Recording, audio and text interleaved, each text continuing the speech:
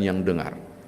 Maka kalau Paulus ngomong kita tidak tahu sebenarnya bagaimana harus berdoa, berarti Paulus mau bilang kita dengana torang semua tidak tahu bagaimana harus berdoa. Kalau umat nggak tahu berdoa biasa, tapi kalau rasul besar seperti Paulus tidak tahu berdoa, itu persoalan. Bagaimana mungkin Paulus mengaku di halayak ramai kita, yaitu saya dan engkau, tidak tahu sebenarnya harus berdoa? Mungkinkah seorang rasul sebesar Paulus tidak tahu berdoa? Kalau anak sekolah minggu kita tanya tahu berdoa, mereka bilang nggak tahu, wajar. Anak-anak PA kita. Tapi kalau seandainya ini rasul yang nggak bisa, ini persoalan. Karena itu saya ajak Bapak Ibu untuk cari tahu sesungguhnya ada apa. Tolong lihat ayat 20 yang tidak kita baca. Sebab seluruh ciptaan telah ditaklukkan kepada kesia-siaan, bukan oleh kehendaknya sendiri, tetapi oleh kehendak Dia yang telah menaklukkannya. Ayat 22, sebab kita tahu bahwa sampai sekarang segala ciptaan sama-sama mengeluh dan sama-sama merasa sakit bersalin. Baca terus, Bapak Ibu akan merasakan ungkapan Paulus tentang kesulitan demi kesulitan menjalani kehidupan di dunia ini, plus gereja waktu itu sedang tidak baik-baik saja. Umat Kristen pada waktu itu tidak sedang dalam kondisi aman.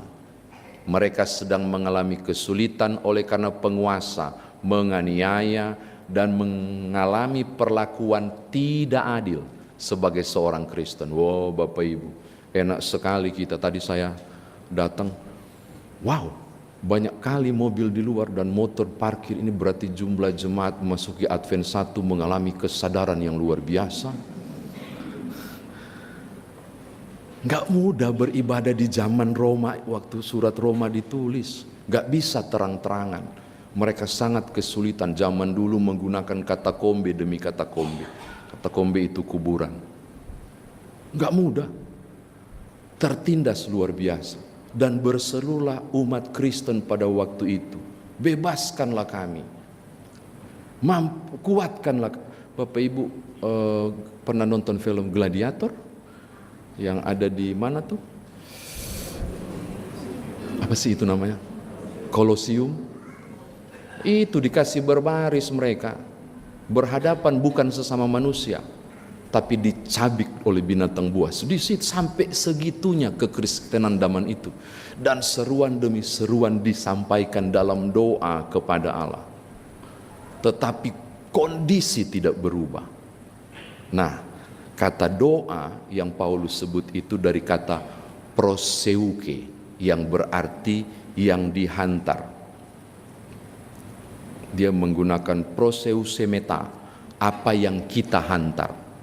Berarti kita menemukan begini, ketika situasi sudah sangat sulit pada waktu itu, doa demi doa dinaikkan, permohonan demi permohonan didoakan, suasana tidak berubah, kepedihan tetap ada, kesulitan tetap mereka alami. Paulus bilang begini, proseusometa, kita sudah nggak tahu lagi apa yang mau dihantar. Lembaga Alkitab Indonesia menerjemahkan, kita tidak tahu lagi apa yang mesti didoakan. Dari kalimat kita tidak tahu bagaimana sebenarnya harus berdoa. Jadi bukan tahu berdoa, bukan tidak tahu berdoa, tapi mau ngomong apa lagi ke Tuhan. Paulus mau bilang begitu, kita tidak tahu mau bicara apa lagi ke Tuhan. Kita tidak tahu bagaimana sebenarnya mesti doa lagi. Kondisi, kesulitan demi kesulitan, ketidakadilan terus kita alami. Paulus bilang, memang kita sadar lagi sedang sakit bersalin saat ini. Lah, kita tidak tahu bagaimana sebenarnya mesti berdoa. Jadi bukan tidak bisa berdoa, mulut ini sudah nggak tahu mau ngomong apa. Kesusahan begitu besar. Oke, ini catatan yang pertama.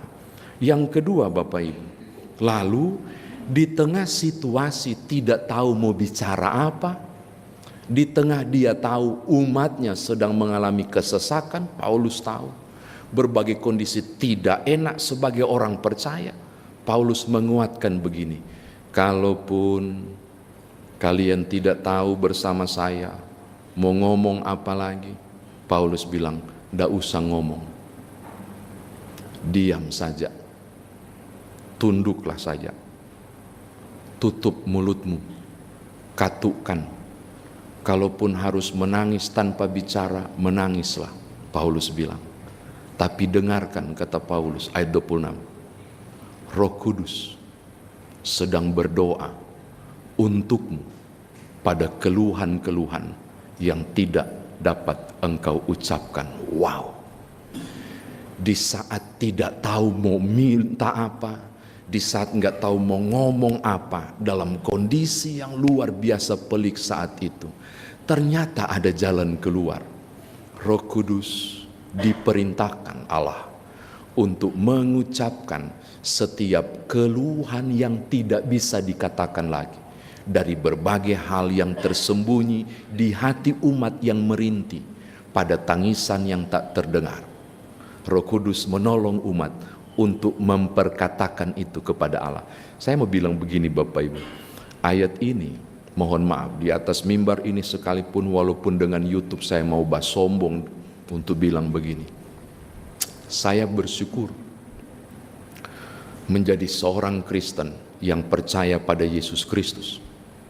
Karena cuma di Kristen dan di ajaran inilah kita tahu bahwa kalaupun gak bisa bicara karena pergumulan besar, tidak bisa meminta apapun, Matius 7 ayat 7, mintalah maka akan diberikan, cari akan mendapat, gak bisa kita ucapkan. Ada jalan keluar. Roh Kudus menolong kita untuk membisikkan kepada Sang Bapa pada saat engkau tidak bisa berkata-kata. Aku bangga mau bilang itu. Saya bangga, bersyukur bahwa dalam ajaran Kristen kita dikuatkan di tengah lemah, tidak bisa bicara karena pergumulan yang besar, tak bisa diungkapkan kepada Tuhan. Oke, ini catatan kedua. Yang ketiga Bapak Ibu, tolong lihat ayat 28, sudah berulang kali dikhotbahkan. Kita tahu bahwa Dia turut bekerja dalam segala sesuatu demi kebaikan orang-orang yang mengasihi Allah. Terjemahan baru edisi pertama tuh yang kita hafal, kita tahu sekarang bahwa Allah turut bekerja dalam segala sesuatu untuk mendatangkan kebaikan. Itu terjemahan baru edisi pertama. Segala sesuatu itu termasuk kesenangan, segala sesuatu itu termasuk kesusahan, segala sesuatu itu termasuk peristiwa baik, segala sesuatu itu termasuk peristiwa tidak baik, segala sesuatu termasuk tetangga, segala sesuatu termasuk orang yang memusuhi kita, segala sesuatu termasuk kawan dekat, segala sesuatu termasuk musuh terselubung. Segala sesuatu Allah dapat turut bekerja untuk mendatangkan kebaikan. Saya suka untuk mengatakan, maka apapun yang dialami oleh orang percaya, dia percaya segala sesuatu Tuhan turut bekerja, entah dalam susahku, entah dalam senangku, entah pada hal-hal yang tidak nyaman ku terima dari orang lain, atau kenyamanan yang kurasakan dalam kebaikan orang lain. Tuhan bisa turut bekerja. Kata turut bekerja dalam teks asli sinergi, turut ambil bagian. Ibu-ibu, bapak-ibu pernah tahu tentang kata sinergi? Itu dari kata sinergi, turut memberi tenaga, turut memberi power, turut ambil bagian. Allah bisa terlibat pada situasi yang tidak nyaman itu. Saya kira demikian firman Tuhan ditafsirkan bagi kita.